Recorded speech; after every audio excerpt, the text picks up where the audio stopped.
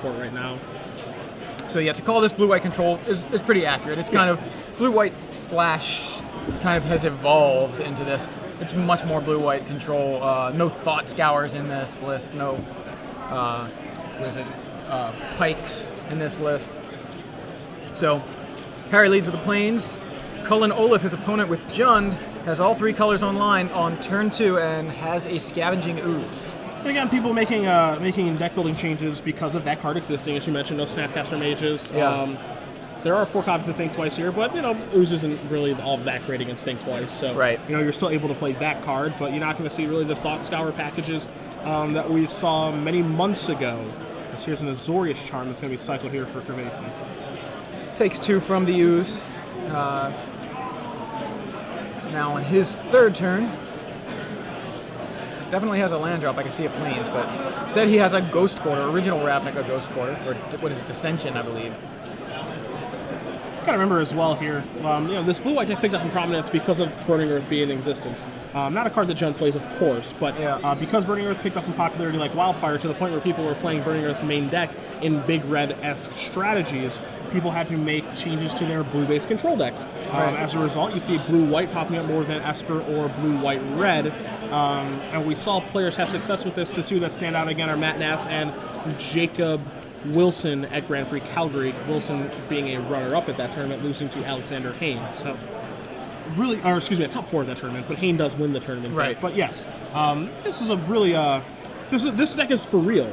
This is a real thing that people can be doing. And, it's something that's going to probably pick up a little bit over the next month while we still are pre-Theros as probably the control deck, or at least the blue deck to be playing. Yeah. So, Scavenging Ooze has gotten in another pair of times, knocking Harry down to 14, but otherwise it's just been land drops for both players. Now Harry, on his 5th turn, has his 5th land drop. I can still see that plains in hand, Unhinged Plains. Has a Mutavault as well. He's going to go ahead and play that, threatening to trade with that Scavenging Ooze. Cullen has his 6th land drop and is going to follow that up with Olivia Voldaren. She's quite the all-star, not necessarily in this matchup as much as she is in many other matchups, but she's still a threat that Harry will want to deal with. Yeah, no. Olivia is no joke, my friends. No joke whatsoever. Looks like she resolves, and Harry, Cullen passes the turn. Harry draws an Azorius Charm for his card for the turn. See if he has Supreme Verdict to maybe fire off here. The issue here, right, is like if Harry does fire a Supreme Verdict, he's opening himself to get absolutely ambushed by a Rakdos' Return or Garrett Primal Hunter or anything like that. So Oliff has done a nice job of putting pressure on Corvese this game by just playing a couple of threats and then forcing him to answer those. The problem for Corvese is that most of his threats force him to tap a lot of his mana. See him cycle an Azorius Charm in his main phase. And so if he does play a spell in his main phase, like a Supreme Verdict or even a Detention Sphere, he risks the chance of getting just lit up by a game-winning Rakdos' Return. Drew into a Syncopate off of that Azorius Charm. This doesn't look good. This looks like he might be Ghost Quartering himself. Yeah. Yep. He's going to Ghost Quarter himself to turn a plains into an island. Smells like a Detention Sphere, maybe. Not quite sure. Yeah, didn't get a great look at his hand. Could also be like plain Supreme Verdict, too.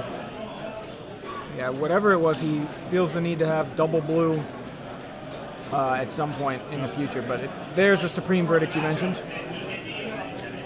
So he plays that plains as his land for the turn after Ghost Quartering himself to get an island. Follows that with a Supreme Verdict. The board is clear, and we're going to see a Thrag Tusk from Cullen. So as far as that was finger crossing turn for Harry. Sure, Harry. Hoping something bad doesn't happen. If Thrag Tusk is the worst thing that happens, you're pretty happy, honestly, because you're again the shields are down for Rakdos Return, for Garrick or any other Planeswalker type card. For it to, funny saying this, to just be a Thrag Tusk, right, is a good thing. I mean, but for a blue-white control deck, Thrag Tusk is not as scary because the 5 life you almost don't care. You're not usually racing, and the body. I mean, you have ways to deal with creatures. You're a control deck. Well, that draw certainly matters, though, because Oliff drew a Kessig Wolfrun for the turn and plays that for his lands. So right now the activation can be for 5 if he wants it to be, but he's not going to. So just the basic standard 5 damage from a Thragtusk, and Harry, at end of turn, casts that Sphinx's Revelation for 3. No way to be punished for doing that right now for Corvese. So there's the baby revelation that's going to hopefully be chaining into bigger revelations for Corvese. You see Oliff's hand as well. He has 3 Bonfire of the Damned in his hand, so he's drawn. In this matchup, Bonfire is basically a blank card. Quite bad in this particular matchup. So I fully expect Oliff to board them out in the sideboarded games and, streamline his deck to be a control-destroying machine. Maybe that's part of the reason that Corvese tapped out on his turn with the Supreme Verdict the Ghost Quarter turn, thinking, if he's got removal spells or Bonfire in his hands, then I might be able to make it out of this turn alive as long as he doesn't have Rakdos' Return or Garruk, which he didn't, and he actually had to draw the Thragtusk. So it's doing okay. What does Cullen have as far as his? I was going to say how many Rakdos' Return does he have in main deck, and it's 2. Yeah. And the board, 1 additional copy. So just curious to see what he had there. You see Harry taking a look at Attention Sphere in his hand among other cards. It's got a lot of cards in his hand. Now he just has to figure out the best way to take care of this Thragtusk, both halves of it, of course. And then once he's done taking care of that, then he can kind of move the game along a little bit here. He still wants to leave counter magic in case of Rakdos' Return or a Garruk Primal Hunter does show up. But he just wants to navigate this game in such a way that he doesn't get blown out by anything, because you can figure out what Jund has or what cards you need to play around, because there's only a small subset of cards you need to play around game 1 that are the real backbreakers. Yeah. So he's going to go ahead and Detention Sphere that Thragtusk. Still going to leave behind a Beast, but that's pretty much a gain 2 life kind of trade there for every time that Thragtusk would have attacked. Okay, so Garruk is the card that Oliff just drew to go along with those 3 Bonfire of the Damned. We know Harry has a Syncopate. Syncopate for 3 is not enough, it doesn't look like, if does Cullen have a land drop, but Beast gets in for 3. No Wolf. He doesn't even need the land drop. So yeah, he's going to be able to have 3 mana available, so the Syncopate is not enough. Shows Aetherling. Okay, so he has Dissipate. I think he almost should call an Aetherling. I think he held off just enough. Yeah. I've done that before. You miss what card you're grabbing and you think it's the top card. Oops. A Verdict now for Corvese. So he's traded with the first half of the Thragtusk with the Attention Sphere. He can trade for the second half with Supreme Verdict. In a perfect world, he does it with Azorius Charm, because there's a Moorland Haunt. But I think I'd be okay verdicting, just trading this Verdict 1 for 1. Because then if he does that, then he's able to fully turn the corner if Oliff doesn't do anything on his next turn. Yeah, he's got enough to Revelation for 5 here if he has another Revelation, but I haven't seen one in hand. I think he's got double Hallowed Fountain, Aetherling, Syncopate, Verdict, and I'm not quite sure what else. Syncopate, Verdict. Difficult decision. He doesn't have double Verdict now, he just has 1. No, I think he has. Oh, he might have a one. Jace. Yeah, it's Jace Architect with Fog. And I think Separate we're all going to see the Jace here.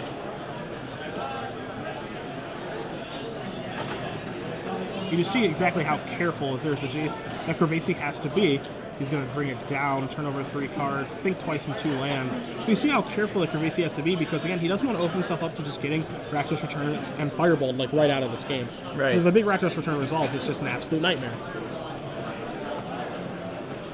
So the 3 cards are Think Twice, Plains, and Island, and the split is Think Twice versus Plains and Island. Harry goes with the Think Twice, wants to dig a little deeper rather than have a couple of extra lands here, which makes sense considering how many lands he has in play, and we know, at least I'm pretty sure he's got double Hallowed Fountain still in hand. Yep. Does not want a hand full of lands. In fact, he'd probably have to discard still on that turn, I believe, if he had kept, well, maybe not. But we're going to see a Bonfire. Cullen's going to put the kibosh on that Jace here, theoretically. I'll try to.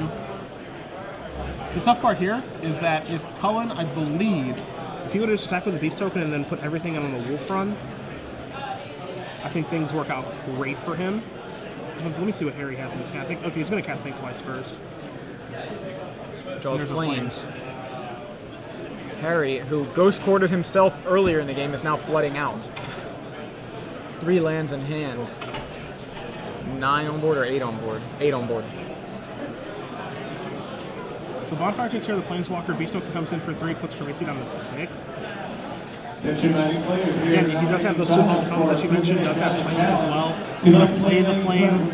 We'll see what he wants to do to follow up with. He's got a revelation, Yep.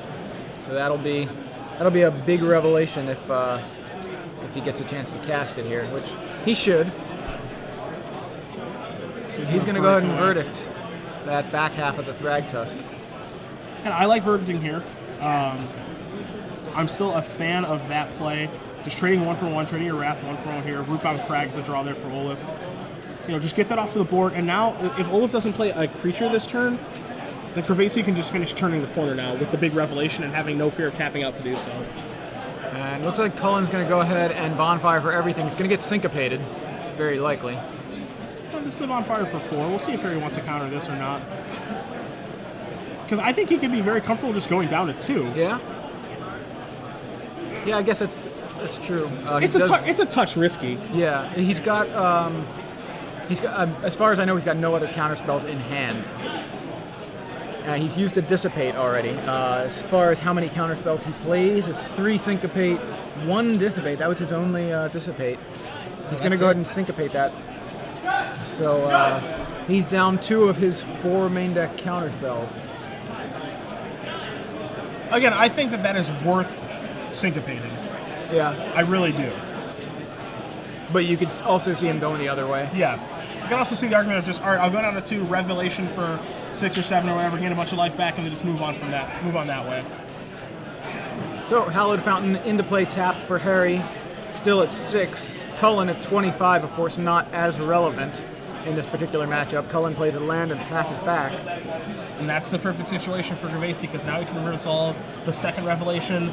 This is the 6 bigger. mana, yeah. So we go from big, bigger to biggest, Yeah. and then there's no coming back. So he's in phase 2 of the Revelation game, drawing a bunch of cards, and we already know he has the Aetherling in his hand, so he has the way to win the game in this hand too.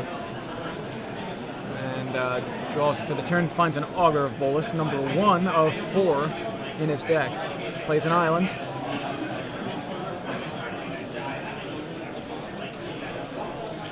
I think he has 11 lands in play now. Yeah.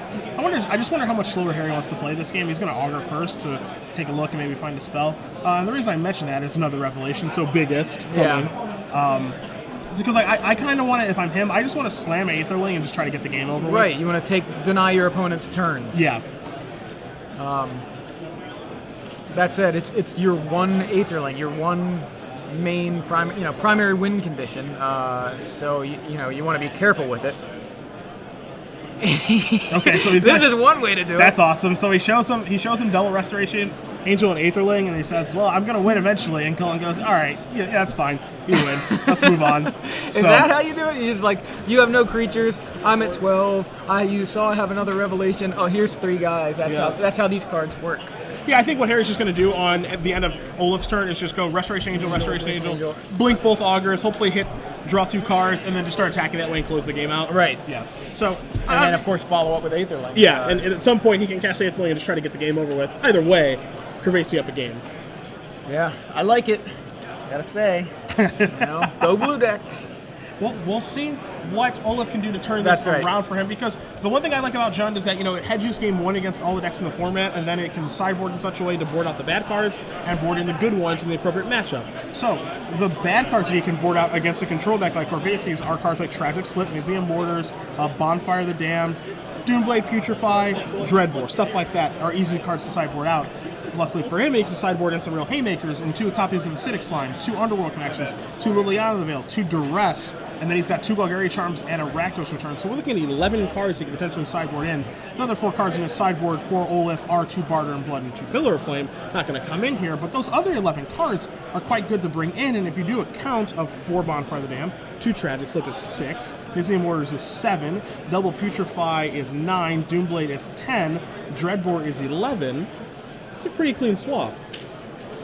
Yeah. Now, you can certainly make an argument for leaving in Putrefy and Doomblade to take care of Restoration Angel and or Augur Bolus. I can certainly see that. I think he wants to leave an Abrupt Decay because it can take care of Augur and it can take care of Detention Sphere. But there's a pretty easy 11-11 for swap here that's going to make his deck much better post-sideboarding. That's a control strategy. And very, very scary. Yes. Because that's the thing, Jund seems to have the tools to adjust and become the deck it needs to be. Yep. Game 1 is almost a crapshoot. And one, if he draws the half that is good against control, if he had more, of those Rakdos' returns, you saw the shields down a couple times. Yep. But so on Harry's side, his sideboard, an additional Aetherling, 4 Rock's Faithmender, 2 Celestial Flare, a removal spell that's been picking up from M14, 2 Blind Obedience, 2 Terminus, 1 Dispel, and I believe that's 3 Negate. That is 3 of those.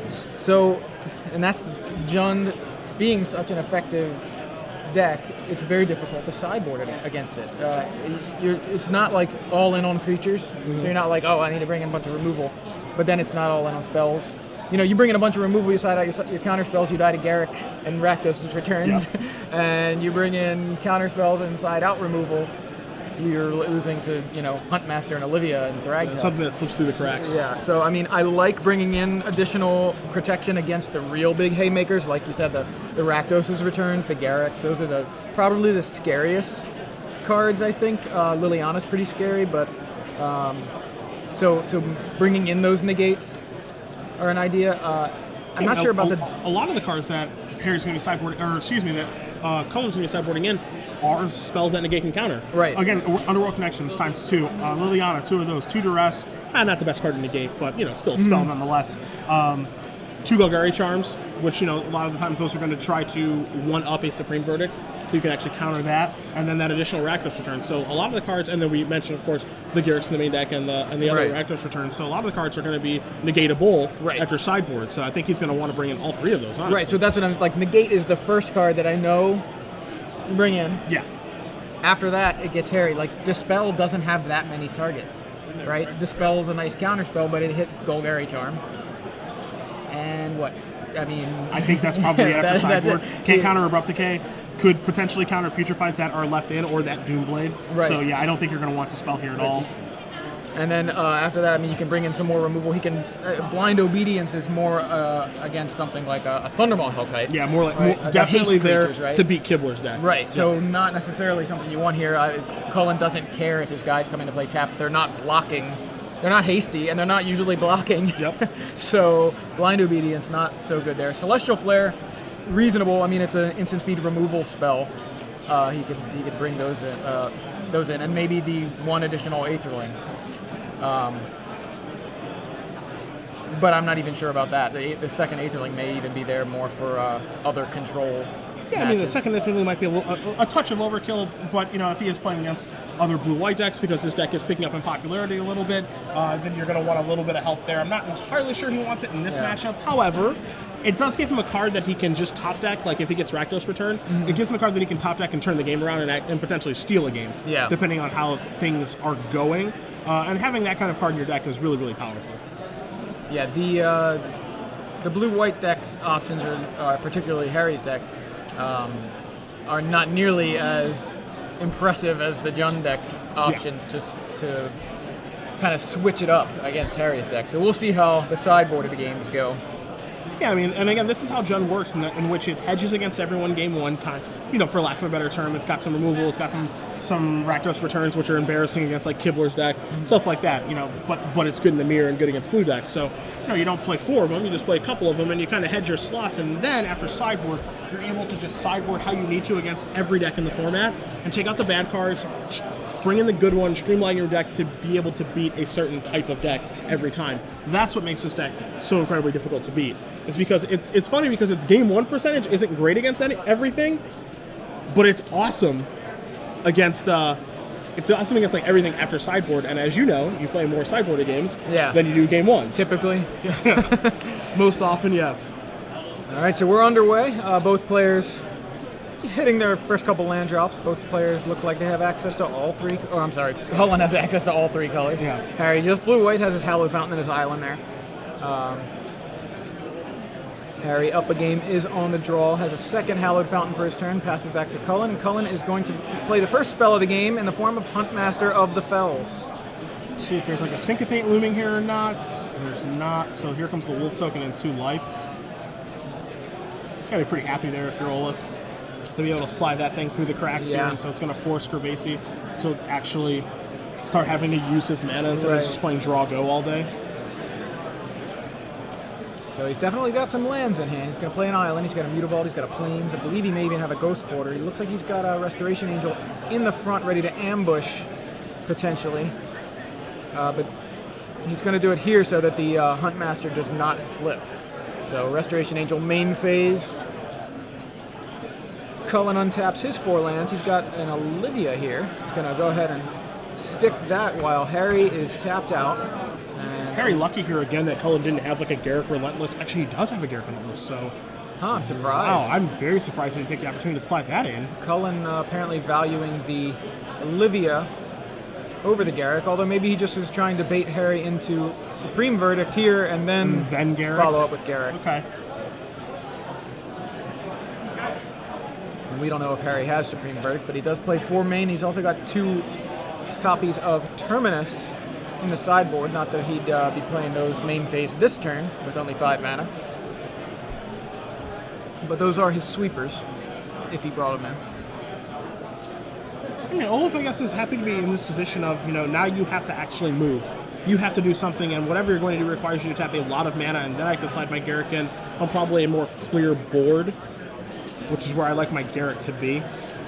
The other thing, though, Cullen right now unable to attack into that Angel so easily, so Huntmaster did really very little there. So far he hasn't done really any damage to Harry. Harry's going to Sphinx's Revelation for 2, so he does tap out. It's going to allow Cullen to resolve that Garruk, and he still has all those guys. So I did see a Supreme Verdict as one of the cards off of that Revelation. Yep. Cullen is allowed to do whatever he wants here. So he's going to start by Putrefying. Yeah, Putrefy your Angel, swing in for 7 here. Kind of poor order of operations there from Oliff, because he drew a Rakdos Keyrune for the turn, so he could have played a Keyrune and then Putrefied. As a result, he still gets to actually use the mana because he goes attack with everything, shoot my own guy with Olivia, but I think he'd much rather have the Keyrune played because he wants mana. Right. Especially considering a Verdict is very likely from his opponent, and you have a card that just gets around Verdict. Yeah. So, additionally, it's just another attacker. Right. So there you see Cullen does get in for 7, and Harry follows up with that Verdict. 2 mana open, and now, presuming Harry has one of those negates or a Syncopate, he can deal with that Garruk that Cullen is itching to play, I'd assume. He's also got a Rakdos as a return, so we hope for Harry's sake that he has access to a negate. Taking a look at some of the cards in Cullen's hand, he might just play a Thragtusk. He could just get a board presence back on the table in the form of Thragtusk because he doesn't want to open himself up to getting his Garruk countered. If he didn't want to resolve it when the shields were down for Harry, that he's gonna, I can't imagine he would want to do it now when there's access to Syncopate, which he knows there is, and then Negate, which if he's familiar with the format of the deck, he knows exists after sideboard. He's just going to go with the weakest of his cards right now in Olivia. And Olivia sticks. It was Syncopate proof. We saw Harry does actually have a Syncopate in hand, so Syncopate proof because Cullen had 1 mana available to pay, and Harry could only Syncopate for 1. So Harry plays a land and passes the turn. I think you're Harry. You're absolutely thrilled to be in this situation because none of the real haymakers have shown up yet. And I think again that may have been a misstep on Oliff's part of passing up on resolving the Garruk when he actually had the opportunity. Yeah, a couple opportunities actually. So Olivia gets in for 3, knocks Harry to 11. Cullen's going to tap 3 and play that Keyrune. Looks like he's also got a Farseek. He could go ahead and Farseek here, and that's what he's going to do. He's not using that Keyrune mana.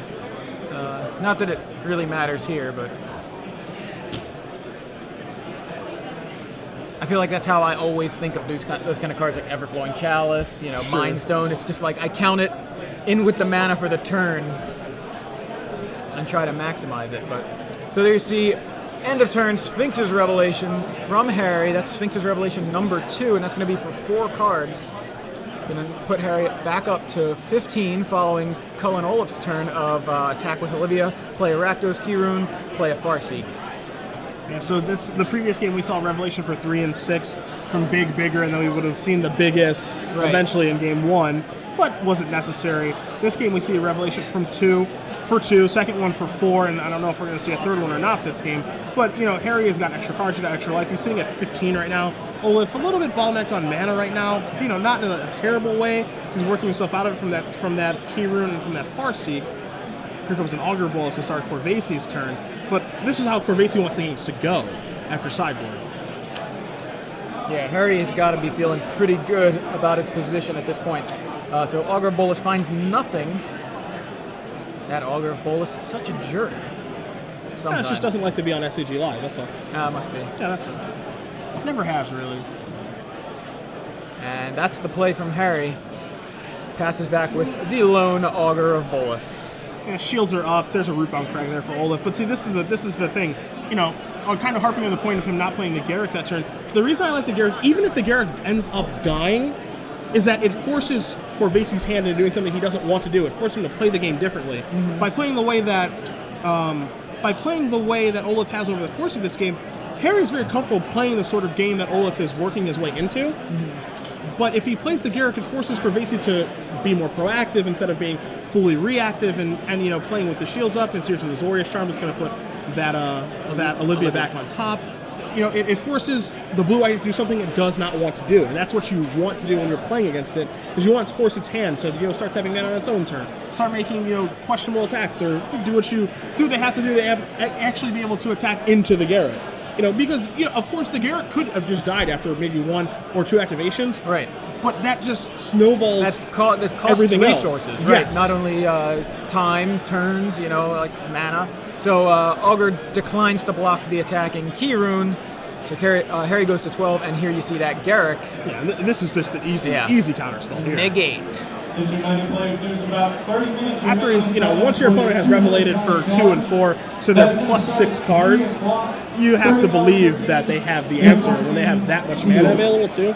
You don't know, if for Oliff, you don't know Corvese's exact counterspell suite, but he's got Syncopate, he's got Dissipate in some numbers, and he's going to have Negate after sideboard, so you can't imagine that Garruk resolving. So Augur number 2 appears to be about to come down. Harry changes his mind here. Counting his mana. I see 9. Yeah, I see 9. Unsure if there's any off camera, but it looks like we've got 9 lands in play for Corvese right now. Going to start off his turn again with just Augur Bolas. See if this one hits. This one's definitely hitting at least a Syncopate. I think there may be an Azorius Charm in there. And a Sphinx's Revelation. Or a Sphinx's Revelation. So that'll be biggest then. Yeah, Sphinx's Revelation into Harry's hand, I guess to make up for the whiff on the first Augur. Yeah. Says, just give me something spicy.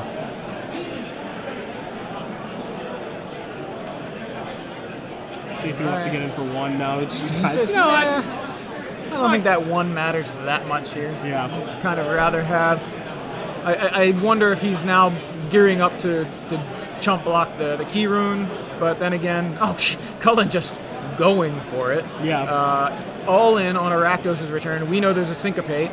Harry says, I'll tap 2 and Syncopate and be able to flash in a Restoration Angel at the end of your turn if I'd like. Is that what he does here? So there's no attacks. Cullen says go. There's the Restoration Angel.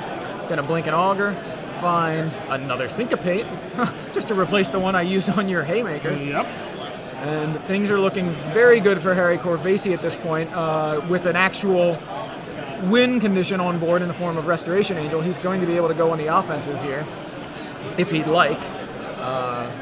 Not only that, he could go all aggro and activate Mutavault, swinging for 7 here if he wants. Yeah, he can start closing the window on this game and then just having Syncopate protect himself for a little while. I think he has Aetherling in his hand as well, so he can actually deploy that threat. And then, it puts Oliff in a situation where his Haymakers or his awesome cards that he sideboard in don't have any relevance anymore. Rector's Return no longer has relevance. Underworld Connections, Duress, Liliana Veil, they're no longer relevant. You see Harry showing him. I love Harry. Yeah, Harry's just I'll show you my hand. Yeah, you want to keep playing? Yeah, All he's right. like, I have the nuts. Like, it's going to be almost impossible for you to win now. I love it, though. I love that way of, Cullen's like, well, let's play it out.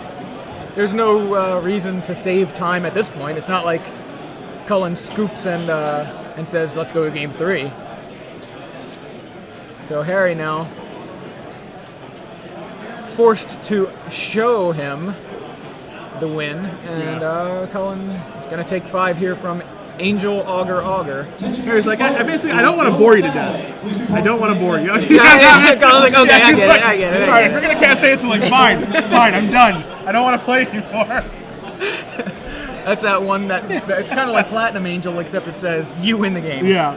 In certain situations. So Harry Corvese, without having to even resolve an Aetherling, wins on the back of Aetherling in game 1 and 2. Love it. So there, you want to see blue decks, we gave you blue decks, all right? We gave you Revelation, we gave you counter spells. I hope all you other blue mages out there are happy with that. I hope we see Harry make it all the way into the top 8. Yeah, we'll see him. We'll see if he can keep battling with his blue strategy. I mean, 4-0 now, so that's a pretty good start. Again, the blue-white deck being played at Grand Prix Calgary. Jacob Wilson making the top 8 of that deck. Matt Nass having a good tournament as well. Cedric Phillips, Joey Pasco back here in the booth. Star City Games Open Series here in Baltimore. That sideboarded game, for me, I don't really love the way that Cullen played that game. I've been harping on the Garrick point quite a bit.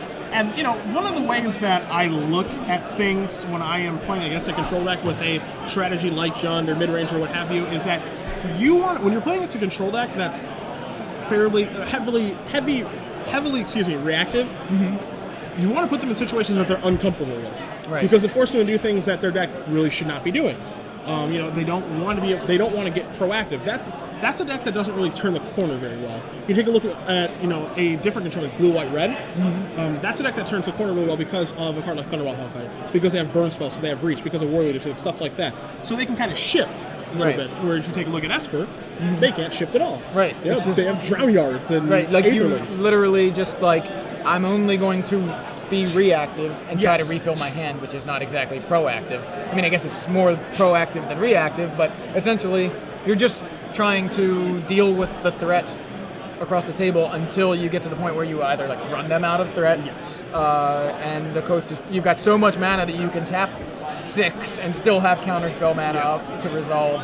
You play your Aetherling and then you just have counterspells back up, that kind of thing. So, it's entirely reactive, right? Like you said, you can't really turn the corner very quickly. Yeah. So for me, in that game too, again, I want to resolve the Garrick on turn 5 after playing the Huntmaster instead of playing Liffey Voldaren. And the reason for that is because it's immediately going to put Harry in a situation where he has to react now. And so as a result, because he has to be proactive instead of just continuously being reactive, it's going to put him in an uncomfortable situation. Because now the forefront of his mind is, okay, now I have to do whatever it takes to get that Garrick off the board. Because if I don't, I'm going to lose to it. Right. I'm going to lose to it pumping out Beast, it drawing cards, and heaven forbid it ever gets to ultimate. I'm going to lose to that effect. So now I have to be proactive in what I'm going to be doing to get that off of the board. Does that mean I have to cast an Attention Sphere on it? Maybe. But if I cast an Attention Sphere on it, then I have less mana available to be fully reactive. Right. I can only be semi-reactive, and my options are limited on what my reactions can be.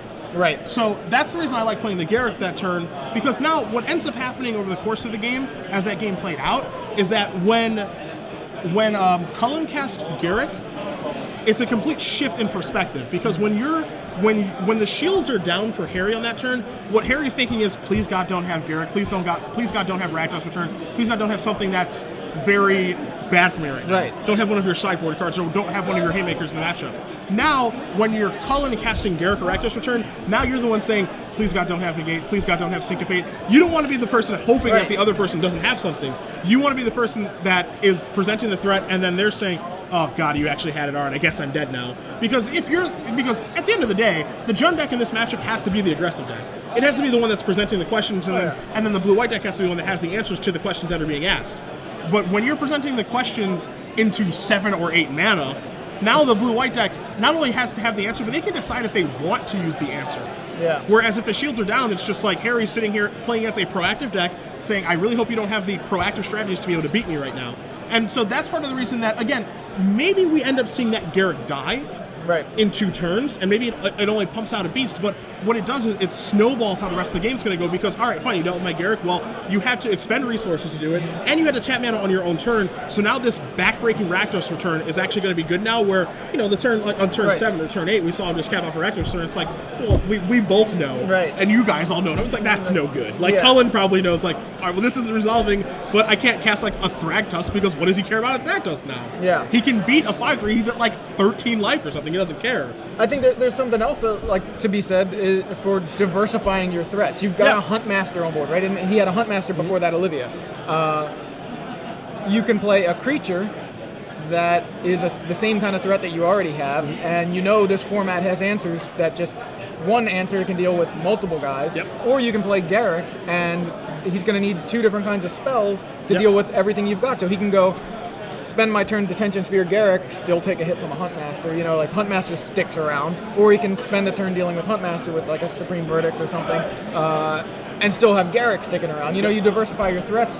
There aren't really, you know, you have Planar Cleansing, but at that point in the game, that wasn't online. Sure. So, you know, something that deals with both planeswalkers and creatures. So you diversify there, and that makes him have to either use 2 spells or leave you with something. Yeah. But going with another creature, I mean, you have to assume that Cullen thought that Olivia was more backbreaking than Garrick. I mean, I don't know. When I feel like it's any player that looks across and knows their opponent's playing counterspells and they're tapped out goes, what do I want the most? What do I really want to resolve the most? And for him, he must feel Olivia is that strong, but that doesn't seem like he might not have the experience using Olivia against a blue-white control deck that kind of doesn't care that much about Olivia. No, it really does. It's a 3/3 that grows. And you're like, you're not gonna put Aetherling. You put Aetherling there, and it's like you're not gonna steal the Aetherling. Yeah, it doesn't. At the end of the day, Blue White doesn't really care about Olivia. For all intents and purposes, it's a phantom monster in the matchup. It's just a 3/3 flyer. And again, when your play that turn is to play Olivia Voldaren, when you, as you said, you can resolve anything you want to. Harry's making that loud declaration that, you know, I don't want your Huntmaster to flip, because he's making a loud declaration that he cares about that a lot by revving for 2 on that turn. So now he's saying you can do whatever you want to do. You cast Olivia, and it's like, well, that's fine. I don't really care about that, because Supreme Verdict lines up so nicely for me here, where my turn 6 is perfect, because I get to play Verdict and have 2 mana open to represent a counterspell, if it's Syncopate or if it's Negate, but I get to represent something, and then it forces you to make a decision on what spell you want to cast. Right. So, you know, the sequencing of turn 4 to 6 for Oliff, I don't love, and it ends up costing the game much longer down the road. The game played for a couple more turns or what have you, but, you know, after the Verdict resolves, and then, you know, Oliff did whatever he did the following turn, so the game is basically over. Yeah. You know, it took a little while when Harry showed him his Aetherling and everything, and said, like, I've got you beat. And he's right, because he does have him beat, because of that poor sequencing in turns 4 through 6, playing Huntmaster, which is fine on 4. I'd rather play Huntmaster than Olivia. And then on 5, when the shields are down, playing Olivia instead of Thragtusk or Garrick. You know, if he plays a Thragtusk there, for example, at least Verdict isn't as bad then. Because it still leaves you with a 3/3, and it still leaves you with pressure, and it leaves you so that Harry actually still has to care about something. Right. But by playing Olivia, Verdict clears everything off very, very cleanly, and then you have a counter magic up, and then if he does play a Thragtusk, Harry can decide if he wants that to resolve or not. Yeah. You know, and if he does play a Garrick, we know he's countering that. But, you know, now, again, it's back to Harry being in control of what actually matters to him, and you don't want that to be the situation if you're an aggressive player in this matchup. I hope it's, you know, you play your threat, and they have to hope they have the right answer for what you're presenting. Instead of, I get to make a decision if I want to resolve, that's fine. I don't care about that Thragtusk. And I think even his play, you know, you go beyond those turns. Okay, he didn't play Garrick, he didn't play Rakdos Return, but he still had them in his hand. Yep. And he didn't even seem to try to say, well, maybe I'll try to run him out of counterspells by playing some other threats. Yep. And then, you know, resolve it, or some, you know, maybe just try to resolve it rather than just going all in Rakdos Return, all in Garrick. Yep. Like, it was just running right into the wall. Yep. Like, I guess he's trying to say you have to have it, but he's not in a position to say you have to have it. Yeah. Because if he has creatures on the board, and then these awesome spells, then it's a position where Harry has to have it and deal with what he has. Exactly. But now Harry just has to deal with the spells that are coming. Right. He doesn't have to worry about his life total at all. He can make decisions on if he actually cares about the spell signatures that you're attempting to resolve. And, you know, he can just say, okay, like, that Garrick is fine. Okay, I'm going to Revelation for 4, untap Detention Sphere. I can beat a 3/3 with anything in my deck. This is super easy. You know, you want to be able to present the questions in such a manner that they actually are very difficult questions to answer. The way that the questions were presented in game number 2 there from Oliff, they were questions that Harry could answer if he wanted to or not. And whenever you're asking a difficult question in Magic, when you're presenting a threat, you want it to be something that they have to answer, like, or they're just going to die to. Right. That's an old thing, you know, people talk about, you go back to just a couple of years, I'll not go way back, but Baneslayer Angel, right? Yep. Dies to Doomblade. But it's like a must-answer threat. Like, yes. It's a 5 mana that is going to take over the game unless you have that Doomblade to deal with it. So, you know, that matters. And I think that's what popped into my head as as the first must-answer threat. Yeah, you just have to kill it. I mean, classic. Jace the Mind Sculptor, kind of the same way. Right. Well, he's pretty good. I've played a couple of Jaces. And thankfully I have not. Wow, you were missing out. I've only played it like twice or something. It's just feel good. The problem is that it's too icky? good. No, the problem is that it's too good, and it doesn't make the games challenging. I'd rather win with much more mediocre cards like a Johnny Goldmane or something. That's all. I see. I like to challenge Cedric- myself. Cedric's Or I'm just too good. stupid. Whatever, it's fine. Either way, we're going to take a commercial break for you guys. We are going to be back for round number 5. Yeah, already. I believe. Okay, man, we're moving kind of fast. 5 of 10. We'll check in on some other players, see how Todd's doing. Jerry Thompson, Brad Nelson, BBD, CVM, other acronyms, what have you. Yeah, Walmart, CBS, HBO, Showtime. all those guys. We'll find out about the acronyms as well. We'll also come back and talk about Ferris a little bit after round number 5. So, for Joey, I'm Cedric. We'll see you guys in a little bit. The IQ program is a little bit unique as far as competitive level tournaments you get at a store level. It's a larger event, it's a better opportunity for players to get an experience where they have kind of high stakes competitive level event, but in an environment that they're comfortable with and that they're familiar with. The program itself is very organized. Star City definitely has a lot of experience in running this kind of thing and in putting it together. They're really responsive and they really want to support the stores that are supporting the program. And it gives players valuable experience before they go to a more high stakes event like an SCG Open, or if they qualify here at, say, an Elite IQ, actually going to an invitational itself. I feel like the player response has been very positive. We get a lot of compliments. It's important to us that players come out here and have a really good experience.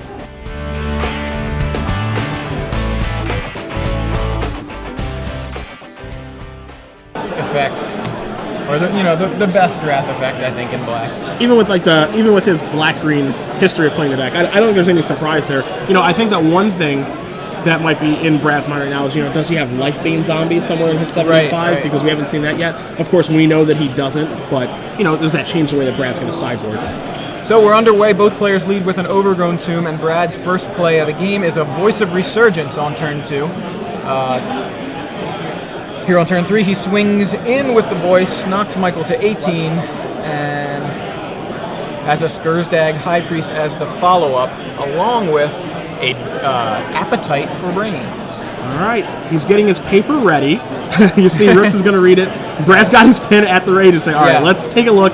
What do you have here, buddy? Taking notes. So we've got a Sever the Bloodline, a Curse of Death's Hold, a Putrefy.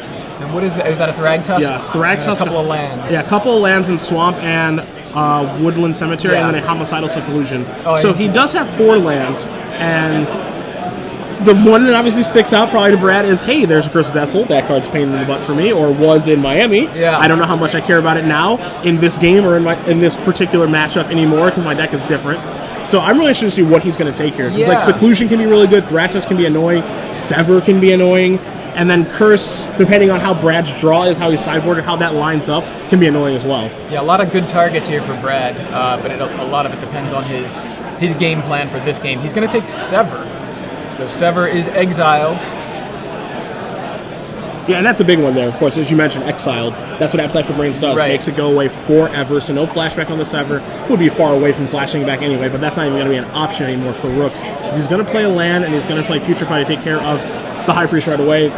We've seen him kill High Priest immediately, right, whenever he's had the option to, so he realizes how good it is against him. Yeah, and that's exactly what Brad said. You play the High Priest early expecting it to die. Yeah. If you really want to get use out of the High Priest, you are more likely to play it later. So I think Brad has some muscle, or at least a different plan than High Priest this game. But he's going to go ahead and play Underworld Connections. So Brad looks like I don't want to say he's gearing up for the long game, but he's getting ready for an attrition battle. Yeah. He knows that Rooks' deck has a lot of removal in it, Mutilates, Putrefy, Abrupt Decays, all that good stuff. He's got an idea of what's in Rooks' hand. He knows that Curse of Death's Hold is it's coming, because if he wanted to take it, he would have. He chose not to. Now, the one thing that's going to be interesting to me to watch how this game's going to play out over the course of these next couple of turns is Brad has all the information of what Rooks has. There are a couple of cards that he doesn't know about now because of draw steps, but, he chose Sever the Bloodline. That was his choice to take that card instead of Thragtusk, instead of Curse. So he's making a loud statement, Joey, that I'm not scared of those cards. Right. So Brad draws a couple of cards, one at the end of Michael's turn, one on his turn using the Underworld Connections, and follows it up with a Desecration Demon after swinging in with the Voice of Resurgence. Michael Rooks at 14 life. Brad at 18, or has he played an untapped shot this game? So just the 18 from the Underworld Connection. So there's Thragtusk for Michael Rooks to get back a chunk of that life total up to 19. And, this might be part of the reason that, Nelson did decide to take Sever instead of, Curse or Thragtusk, because when you do have a Desecration Demon, you don't care about Thragtusk, and you don't really care about Curse of Death's Hold, because that thing is so huge, and it's going to change the way that Rooks actually has to play the game. Now, if Rooks does draw another Putrefy, another removal spell, then things work out well for him, but I think Brad knew that, one, I don't really care about, Curse or Thragtusk, and two, he's definitely going to Putrefy my High Priest. That's what's going to happen with Putrefy. Yeah. So, as a result, he took the Sever the Line, which would be the answer for Desecration Demon, and now he can start going to work with a 6/6 flyer. So Brad here in his pre-combat main phase, presumably. You see, he's kind of asking himself, do I want to activate the Underworld Connections? How do I want to kind of lay out this turn? He's got a High Priest in his hand as well. He's got a Garrett Relentless there.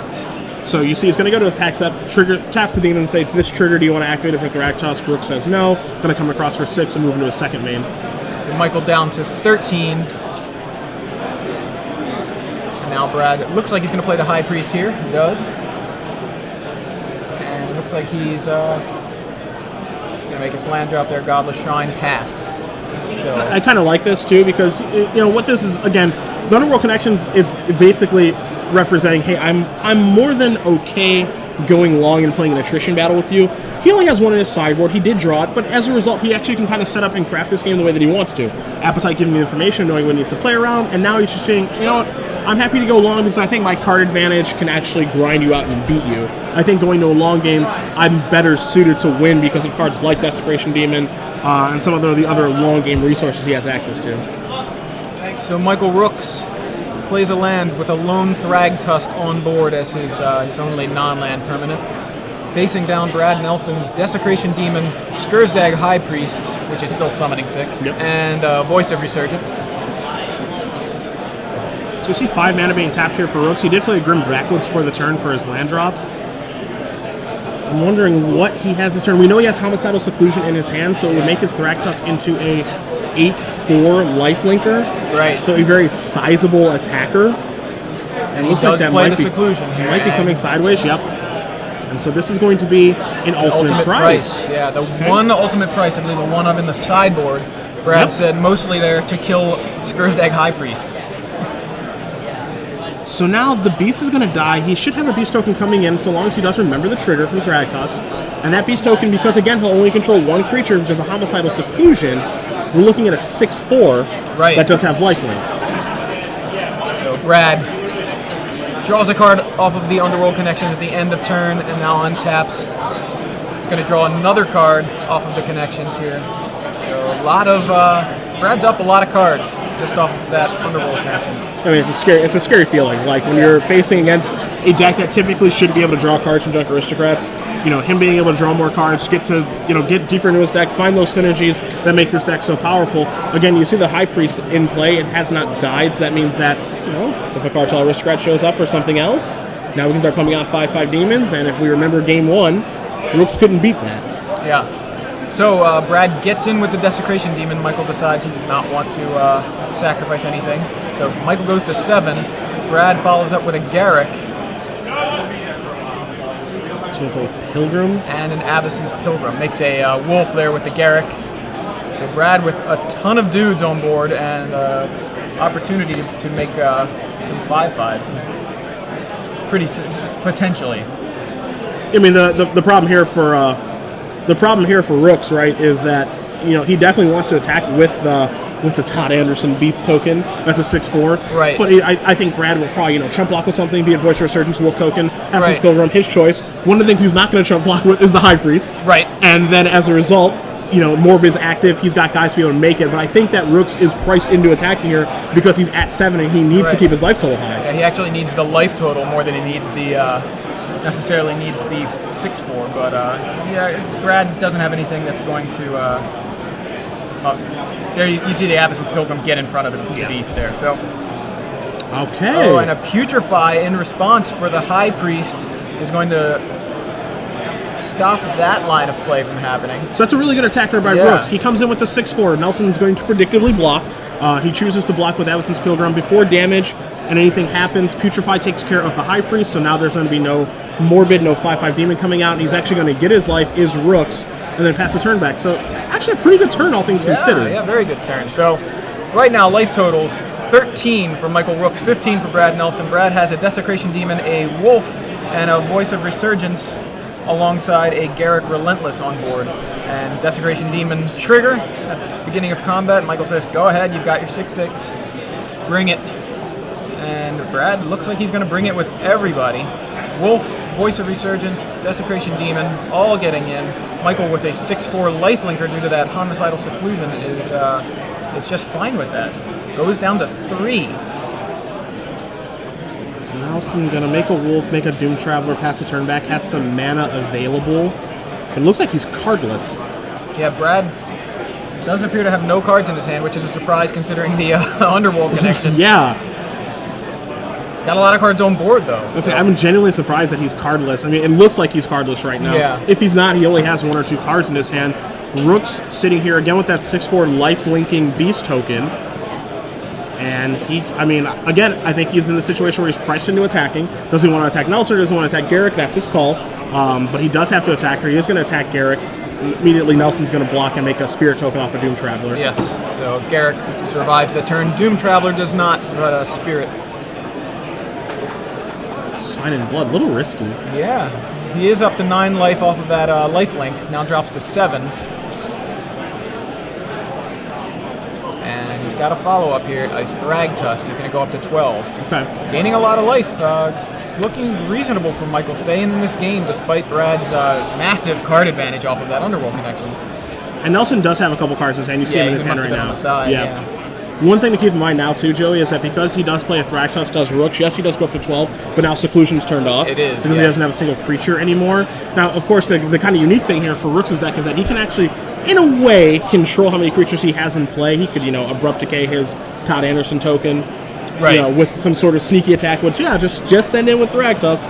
Nothing going on here, and then kill his own guy if he needs to. Right. So that's something that Nelson needs to be cognizant of, assuming that we get to see Rooks untap and go to another turn. Right. Brad's still at a healthy 15 with a lot of guys on board. Desecration Demon, a pair of Wolves, Voice of Resurgence, and a Spirit token alongside that Garruk Relentless, just pumping out Wolves. So we're in Brad's first main phase. He has not activated Underworld Connections yet. He's sitting at 15 life. He's going to Garruk and take care of Thraktusk. So he's just going to fight that and says, all right, get that off the table. And I don't think that Rooks can have a response. Yeah, so that's going to die. Beast token's going to come in. 6, 7, 8, 9, 10, 11, 12, 13. I think he has a backup character, right? Maybe? Okay. So what we see happening here is, so Garruk takes care of the front half. The Beast token comes in. And so now Nelson says, can I attack? Desecration Demon gets tapped. Rooks sacks his Beast, says no. Tragic Slip takes care of the other Beast token. And then Nelson gets in with all those guys and plays a Garruk. Wow. Yeah, that's quite the turn for Brad. Clears the entire other side of the board. Still follows up with a Planeswalker. And is able to knock Michael down to 5 off of a pair of Wolves and the Voice of Resurgence. Notably, that Demon is still around and now is he 7/7. Yep. And so what you saw that Brad do there with his Garruk Relentless is he fights his own Spirit token to flip his Garruk Relentless into Garruk the Veiled Cursed. So now he can represent a tutor for whatever he wants to next turn. Wouldn't be surprised to see him go get Obsidian next turn, assuming that Garruk is still around. But now Rooks is in a difficult situation because that combat, as you said, went great for Brad. Yeah. Taking care of all of Rooks' stuff, that Tragic Slip, the Desecration Demon sacrifice, everything. And it's kind of strange too because with Rooks, him sacrificing that tap Beast token, it would have left him with just 1 creature for Homicidal Seclusion, so he would have been in that situation where he would have had a 6/4 lifelinking blocker, but Nelson had a Tragic Slip to take care of that. We do see Michael with a Taskmaster in hand, so he can put a 4/3 on board that will be a 7/4 lifelinker. Yep. And that might get him out of this situation. As you mentioned, the Garruk over there representing a tutor. I don't know if Michael has an Abrupt Decay. That's his probably his best removal spell for a flipped Garruk. Yeah, you see his hand right now. He's got a Deathrite Shaman. He has a Demonic Taskmaster. He has another copy of Homicidal Seclusion. And he's got a mystery card hiding in there as well. I think it's It's the curse. Yeah, it's the curse from earlier. So those are the 4 cards that he's staring at. Again, Deathrite Shaman, Demonic Taskmaster, Homicidal Seclusion, and that Curse of Deathhold, which he's had since the beginning of the game. Right. And we talked about how good Curse of Deathhold was against Brad's previous iterations of this deck. Again, if you remember that match at Grand Prix Miami of Redu playing against Brad Nelson, how good Curse of Deathhold was in that matchup, you see that Brad's deck has evolved, it's changed, and Curse is just significantly worse against his deck now. So Michael's going to go with the Taskmaster plan, but he's also playing a Deathrite Shaman, which is interesting because of the Homicidal Seclusion being deactivated due to the fact that he's got 2 creatures. Now he can sack the Deathrite Shaman to deal with the Desecration Demon. Maybe that's his plan to give his guy lifelink, but that's how he decides to go with it. Brad draws a card at the end of turn with the Underworld Connections, and as Michael passes back, Brad at 14 life now. Ton of land, ton of dudes, and a Planeswalker. And there's one important land in his hand, a one of in his deck, Gavany Township, which, you know, you could argue that Brad is kind of flooding out a little bit here, but now this is actually going to give him something to do with all that extra mana that he's going to have moving forward. I don't think we're going to see a ton more turns in this game, as the Gavany Township can certainly put things away in a pretty quick fashion, but now he's actually got things to do with all the extra mana he's had. And I think that Gavany Township would have made that Curse of Death's Hold look a little silly had Michael decided to go with that plan just to maybe shrink some of the guys, but that wasn't a very good plan anyway, considering his Desecration Demon was just going to kill him. You know, it really has to set off, you know, some signals in your head if you're Rooks. That Appetite for Brains that we saw in turn number 3, you know, Brad analyzing the hand and choosing again not to take Curse of Death's Hold. You know, you have to be of the mindset of, okay, like, this card was insane against this deck in, you know, months prior, and he's opting not to take this. So okay, this probably isn't very good. If he's choosing not to take this card, as you can see, it's just not that good. He's going to actually sacrifice Desecration Demon to Garrick. Yeah, this is interesting. Brad kind of seeing how Michael's trying to plan on dealing with the Desecration Demon, and he's going to go ahead and sacrifice the Demon to the Garrick to tutor up a second copy of Desecration Demon. Interesting. What do you think the logic is there? Color me surprised. I'm surprised too. I thought he was going for opposite that to kind of get the guaranteed 2, kind of grind the last few life total. I mean, so my thought process is that he doesn't want to go to the attack step with Desecration Demon in play because he doesn't want Rooks to be able to sacrifice a creature to turn on Homicidal Seclusion. That part of it makes sense to me.